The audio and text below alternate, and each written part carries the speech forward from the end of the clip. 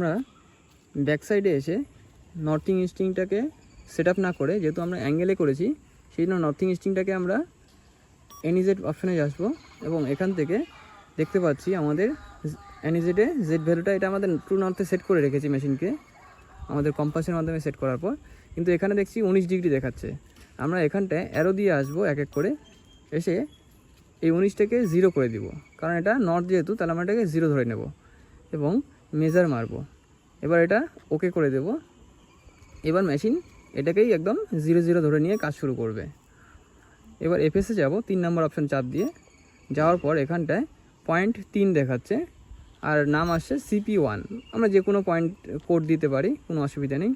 Reflector 0 দেখাচ্ছে, যেহেতু আমরা নন প্রিজম মোডে আছি তাই রিফ্লেক্টারকে 0 করা আছে। এখানটায় F4 এর মাধ্যমে আমরা মেজার মারব, মেজার করলেই সেই জায়গার পয়েন্ট দিচ্ছে। এবার স্ট্রিংয়ে কোনো মুভমেন্ট হয়নি, আমরা 30,000 দিয়েছিলাম স্ট্রিংয়ের কোঅর্ডিনেট আর নর্থিংয়ে দিয়েছিলাম 25,000। আমার মেশিন যেখানে আছে এখান থেকে মেশিন 12 মিটার সামনের দিকে গেছে, 12.436 মিটার সামনের দিকে নর্থের দিকে মুভ করেছে পয়েন্টটা, তাই নর্থের সাথে প্লাস হয়ে গেছে আর স্ট্রিংয়ে কোনো কিছু মুভমেন্ট হয়নি। আর আমরা মেশিন যেখানে বসিয়েছিলাম সেটার ভ্যালু ছিল জেড ভ্যালু 50 ধরা ছিল অ্যাজুম করে, আর যেহেতু পোলের উপরে করা আছে পয়েন্টটা, এটা সারফেস থেকে ওই পোলটা মাঝখান বরাবর কাট করা আছে 1 ফিট 2 মিটার 800 মতো উঁচুতে আছে, 2-3 ফিট উপরে।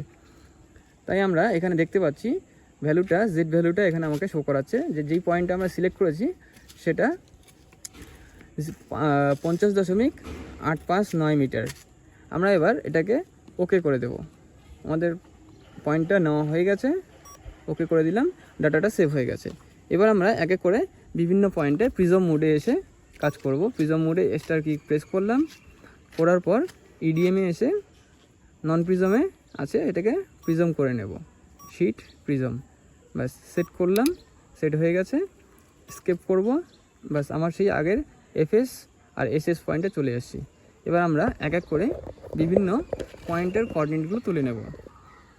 এবার আমরা কিছু নির্দিষ্ট পয়েন্ট বানিয়ে রেখেছি যার কোঅর্ডিনেটগুলো আমরা তুলব।